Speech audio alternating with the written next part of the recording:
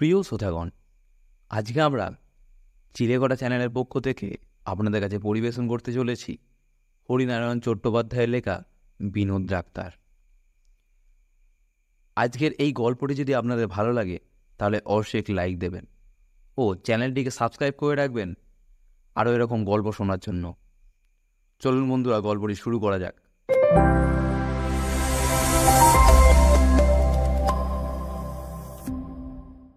আমার চাকরি এরকমই, এক জায়গা থেকে এক জায়গায় ঘুরে বেড়ানো আর ব্যাংকের হিসেব দেখা।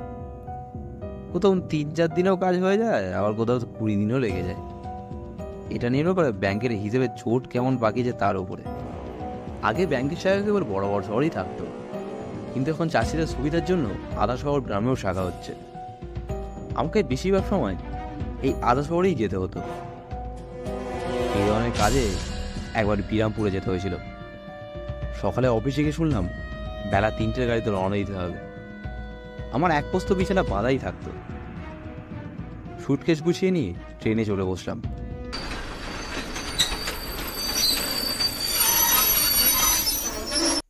বিরামপুর স্টেশনে যখন নামলাম সন্ধ্যা হয়ে এসেছে। চারিদিকে কেরোসিনের আলো জ্বলে উঠেছে। রাস্তায় লোক চলাচল বেশি নেই। ব্যাংক থেকে একটা লোক আমায় আনতে এসেছিল। আমরা দুজনে সাইকেল রিক্সায় চড়ে বসলাম। বেশ কিছুটা গিয়ে একতলা একটা লাল রঙের বাড়ির সামনে গিয়ে পৌঁছালাম। সঙ্গের লোকটি বলল, স্যার, এখানে আপনার থাকার ব্যবস্থা করা হয়েছে। দুখানা ঘর, মাঝখানে ছোট উঠান, ওপাশে একটা রান্নাঘর। একজনের থাকার পক্ষে যথেষ্ট। দরজার সামনে একটা লোক বসেছিল। সে আমাদের দিকে উঠে দাঁড়ালো। ব্যাংকের লোকটি বলল, স্যার, আপনার রান্নাবান্না, বাসন মাজা, ফর্দ ছাঁট দেওয়ার কাজে এই করবে। কাজের লোকটা চলে গেছে। এখান থেকে তার বাড়ি 4 মাইল দূরে। আবার কাল ভোর 6টায় আসবে। শোবার মিনিট 10-এর মধ্যেই পেটে যন্ত্রণা শুরু হলো। অসহ্য যন্ত্রণা। শরীর একবারে কুঁকড়ে যায়, মনে হয় দম বন্ধ হয়ে যাবে। এরকম আমার মাঝে মাঝেই হয়। সেই জন্য সবসময় ওষুধ কাছে রাখি। হারিকেনের শিখাটা বাড়িয়ে দিয়ে সুটকেস খুললাম। তন্ন তন্ন করে খুঁজে ফেললাম। সর্বনাশ, ওষুধের শিশিটা ফেলে এসেছি। বেশ মনে আছে, শীতেতে গোটা আস্টেক বড়ি ছিল। এখন উপায়? বিছানায় শুয়ে শুয়ে ছটফট করতে করতে হঠাৎ মনে পড়ে গেল আসবার সময় কাছে একটা ডাক্তারখানা চোখে পড়েছিল। ডাক্তারখানার নামটা অদ্ভুত, আরামঘর। তখন ডাক্তারখানা বন্ধই ছিল। হাত ঘড়িতে সময়টা দেখে নিলাম, 9:40। এত রাতেই মকরদুল শহরে ডাক্তারখানা কি খোলা থাকবে? যাই হোক, আমাকে একবার চেষ্টা করে দেখতেই হবে। যন্ত্রণা ক্রমে অসহ্য হয়ে উঠছে। যদি ডাক্তারখানা বন্ধ হয়ে গিয়ে থাকে তাহলে খোঁজ নিয়ে দেখতে হবে। ডাক্তার হয়তো ওই বাড়িতেই থাকে। দরজা ধাক্কা দিয়ে তাকে উঠিয়ে একটা ব্যবস্থা করতে বলতে হবে। কোনো রকমে উঠে দরজায় তালা লাগিয়ে রাস্তায় দাঁড়ালাম। চারিদিকে অন্ধকার। রাস্তার বাতিগুলো নিভিয়ে দিয়েছে। দুবাতে পেট চেপে ধরে প্রায় কুঁজো হয়ে এগিয়ে গেলাম।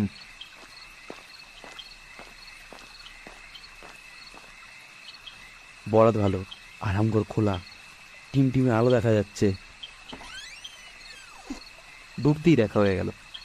পরনে কালো রঙের স্যুট, কালো টাই, ময়লায় তেল চিরে অবস্থা। এক মাথা পাকা চুল প্রায় কাঁধ পর্যন্ত নেমে এসেছে।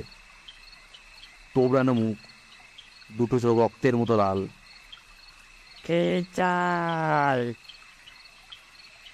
রোগা চেহারা হলে কি হবে? বাদশাহী গলার আওয়াজ। পেটের যন্ত্রণার কথা বললাম। আমার কথা শেষ হওয়ার আগেই ডাক্তার ধমক দিয়ে উঠলেন, বুঝেছি, আমরা সব প্রচুর নয় পেয়েছি। বুঝলাম। ডাক্তারের পিছনে কাঁচ ভাঙা আলমারি থেকে একটা শিশি বের করে কাগজে ঢেলে আমাকে দিলেন। ক্যানিল। তামাকের গুঁড়োর মতো কালো রং, বিশ্রী গন্ধ। ভয় হলো। কেমন ডাক্তার জানি না, কি ওষুধ ঠিক নেই, খাওয়া কি ঠিক হবে? সন্দেহ হলে ফেলে দিন, খেতে হবে না। ডাক্তার গর্জন করে উঠল। টেবিল, বেঞ্চি, আলমারি সেই আওয়াজে থরথর করে কেঁপে উঠল। সঙ্গে সঙ্গে ওষুধটা গালে ঢেলে দিলাম। কি আশ্চর্য, মিনিট পাঁচেকও লাগলো না, ব্যথা একেবারে সেরে গেল। জিজ্ঞাসা করলাম, ডাক্তারবাবু আপনাকে কত দিতে হবে? কে মশাই আপনি? বিনোদ ডাক্তারকে পয়সা দিতে যান। কত লাখ টাকার মানে আপনি জানেন না? আমি পয়সা নিয়ে চিকিৎসা করি না। নিজের দোষ কাটাবার জন্যই মৃদু কণ্ঠে বললাম, কিছু মনে করবেন না, আমি এখানে নতুন এসেছি, এসব জানা ছিল না। আপনার ডাক্তারখানা কতক্ষণ খোলা থাকে? সারা রাত। বলেই বিনোদ ডাক্তার খিঁচিয়ে উঠলেন। আপনার আর কিছু দরকার আছে কি? না থাকে তো উঠে পড়ুন, আমার অন্য রুগীরা আসবে। বাড়ি চলে এলাম। অনেক রাত অবধি বিনোদ ডাক্তারের কথা চিন্তা করলাম। ভালো ওষুধ হয়তো দেন, কিন্তু মেজাজরা রুক্ষ, ভালোভাবে কথা পর্যন্ত বলতে পারেন না। দিন দুয়েক পর ব্যাংকের হিসেব দেখতে দেখতে ম্যানেজার অনিলবাবুকে কথাটা বললাম। ছোট জায়গা হলে কি হবে বসাই, এখানকার ডাক্তার একেবারে ধন্বন্তরী। আপনি কার কথা বলছেন বলুন তো? ওই যে আরামগড়ের বিনোদ ডাক্তার। আমার কথা শুনে অনিলবাবু কিছুক্ষণ আমার দিকে এক দৃষ্টে তাকিয়ে রইলেন, তারপর জিজ্ঞাসা করলো, বিনোদ ডাক্তারের সঙ্গে আপনার দেখা হলো কোথায়? বললাম, এই তো দিন দুয়েক আগে। আর বলবেন না, পেটে একটা ব্যথা হয়েছিল। আমার তো মাঝে মাঝে হয়, কিন্তু বিনোদ ডাক্তার একটা বইতেই সেরে গেলাম। আশ্চর্য ওষুধ। অনিলবাবু আর কিছু বললেন না, কিন্তু লক্ষ্য করলাম সারাটা দিন আমাকে এড়িয়ে এড়িয়ে চলল। ব্যাপারটা ঠিক বুঝলাম না। বিনোদ ডাক্তার তার বদমেজাজের জন্য বোধহয় এই এলাকার কারোর প্রিয় পাত্র নয়। এই জন্য অনিলবাবু সম্ভবত তাকে পছন্দ করে না। তাই আমার বিনোদ ডাক্তারের কাছে যাওয়াটা অনিলবাবু ভালো চোখে দেখেননি। কিন্তু আমার অবস্থা আমিই জানি। সারাটা রাত সেই নিদারুণ যন্ত্রণা সহ্য করে পরের দিন অনিলবাবুর পছন্দসই ডাক্তারের জন্য অপেক্ষা করা আমার পক্ষে সম্ভব ছিল না। দিন কয়েক পর হঠাৎই খেয়াল হলো বিনোদ ডাক্তারের সঙ্গে একবার দেখা করে আসি। খাওয়া দাওয়া শেষ, গরমের জন্য ঘুমও আসছে না। আরামঘর তো অনেক রাত অবধি খোলা থাকে। দরজায় তালা দিয়ে বেরিয়ে পড়লাম। রাস্তায় জনমানব নেই, এ সময় থাকবারও কথা নয়। আরামঘরের কাছাকাছি যেতেই সেই শব্দ কানে এলো।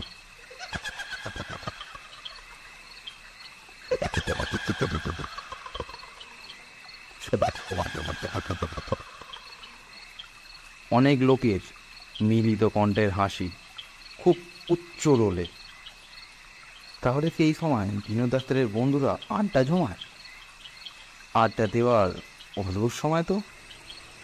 সামনের দিকে কেউ নেই। আওয়াজ আসছে ভেতরের ঘর থেকে।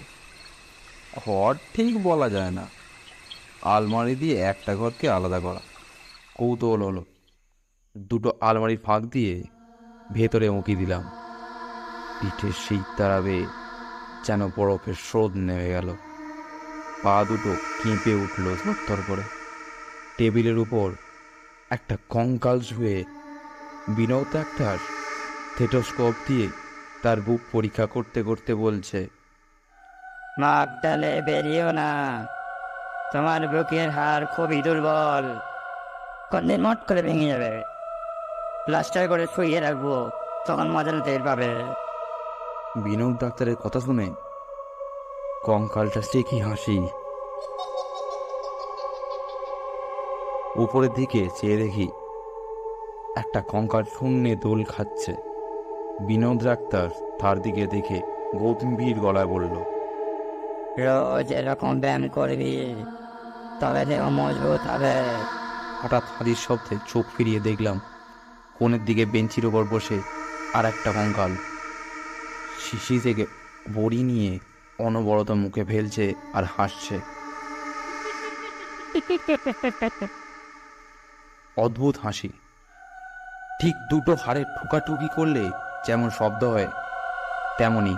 কঙ্কালটা হাসতে হাসতেই বলল, বিনোদ ডাক্তার, চোখে চাপেন খুলে আমাদের মতো হালকা হয়ে দেখি, তোমার করমো লাগে না? কঙ্কালটা আচমকা থেমে গেল, আর কথা বলতে পারল না। বিনোদ ডাক্তার বলল, কি হলো? কঙ্কালটা অনেক কষ্টে উচ্চারণ করলো, গলায় বাটিটা আটকে গেছে। বলি কঙ্কালটা দুহাত দিয়ে নিজের গলাটা মশলালো। মাথাটা গলার সঙ্গে হাতে খুলে এলো, সেটা বার করে বেঞ্চে ঠুকেই বলল, বেশ, বইতে নেমে গেছে। ব্যাপার থেকে আমার অবস্থা কাহিল। ভয়ে মুখ থেকে একটা আর্তনাদ বেরিয়ে পড়ল। সঙ্গে সঙ্গে সবগুলো কঙ্কাল সমস্যরে চেঁচিয়ে উঠল।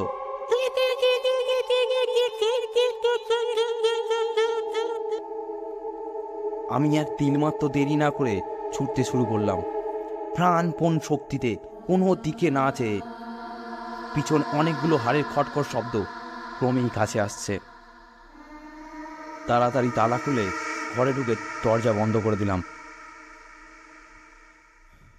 বুকটা ধুকধুক করছে, এখনই বুঝি দম বন্ধ হয়ে যাবে। সারাটা রাত বিছানায় বসে কাটালাম। কেবল মনে হলো খটখট শব্দ যেন বাড়ির চারপাশে ঘুরে বেড়াচ্ছে। এখনই হয়তো দরজা করা নাড়বে, তারই বা দরকার কি? এরা তো বন্ধ দরজার মধ্যে দিয়ে চলে আসতে পারে। আমি খুব ভীতু, এমন অপবাদ কেউ দেবে না। ভূত আত্মা এসবে আবার চিরদিনই আস্থা কম। কিন্তু চোখের সামনে যে দৃশ্য দেখেছি তাকে অস্বীকার করি কি করে?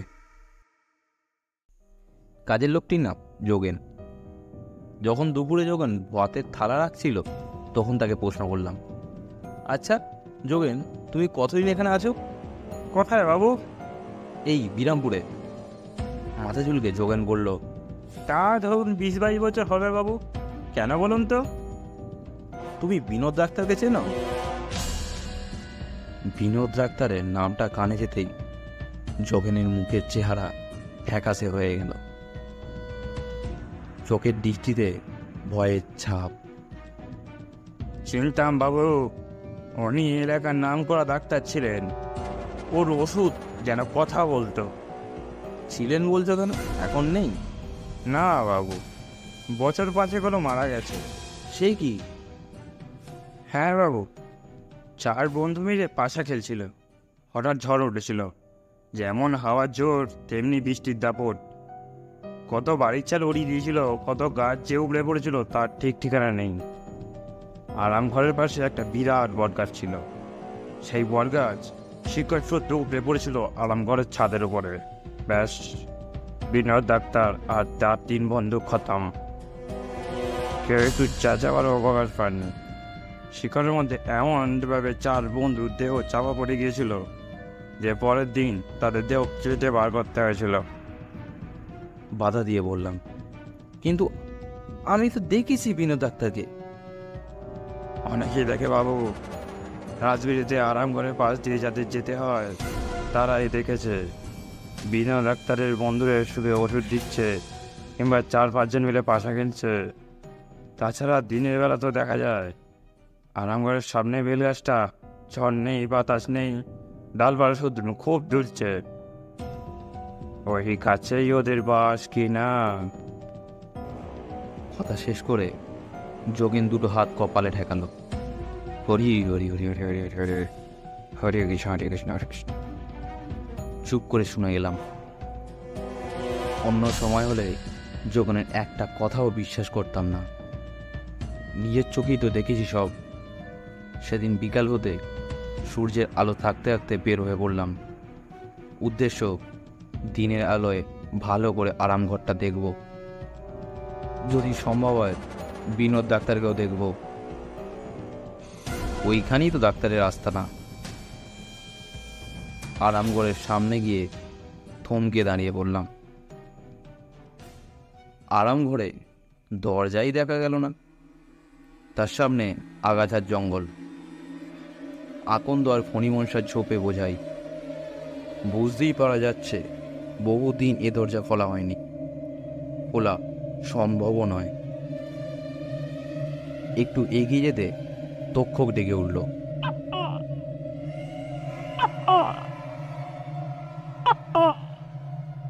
অস্বাভাবিক রুক্ষ স্বর, ঠিক যেন বিনোদ ডাক্তারের গলা। পিছিয়ে আসতেই চোখে পড়ল চারিদিক থমথমে, কোথাও ছিটে ফোটা বাতাসও নেই। অথচ সামনের বেলগাছের উঁচু দিকে কয়েকটা ডাল সবেগে দুলছে। ঠিক মনে হলো বিনোদ ডাক্তারের অশরীরী বন্ধুরা ব্যায়াম করছে নিজেদের দেহের খাঁচা ঠিক রাখার জন্য। বাড়ি ফিরে এলাম। আরাম ঘরের কাছাকাছি থাকতে আর সাহস হলো না, বিরামপুরেও নয়। শরীর হঠাৎ খুব খারাপ হয়ে পড়েছে, এখানে থাকা সম্ভব নয়। একথা চিঠিতে লিখে যোগেনকে দিয়ে বললাম পরের দিন সকালে চিঠিটা ব্যাংকের ম্যানেজারের হাতে দিতে। সন্ধ্যার মুখেই সাইকেল রিক্সা ডেকে বিছানার সুটকেস নিয়ে স্টেশনের দিকে রওনা হয়ে পড়লাম। আমার পক্ষে বিরামপুরে থাকা আর সম্ভব নয়। আবার যদি কোনো রাতে পেটে যন্ত্রণা শুরু হয়, তাহলে যন্ত্রণায় পাগল হয়ে হয়তো সব ভুলে বিনোদ ডাক্তারের কাছে গিয়েই দাঁড়াবো। কিন্তু তার দেওয়া ওষুধ কি আর খেতে পারবো? খেতে সাহস হবে কি? আজকে আপনারা শুনছিলেন হরিনারায়ণ চট্টোপাধ্যায়ের লেখা বিনোদ ডাক্তার। গল্পটি যদি ভালো লেগে থাকে তাহলে অবশ্যই একটু লাইক দেবেন ও কমেন্টে জানাবেন আপনাদের গল্পটি কেমন লাগলো। আরও এরকম গল্প শোনার জন্য আমাদের চিলেকোঠা চ্যানেলটিকে সাবস্ক্রাইব করে রাখবেন। ধন্যবাদ বন্ধুরা পুরো গল্পটি শোনার জন্য।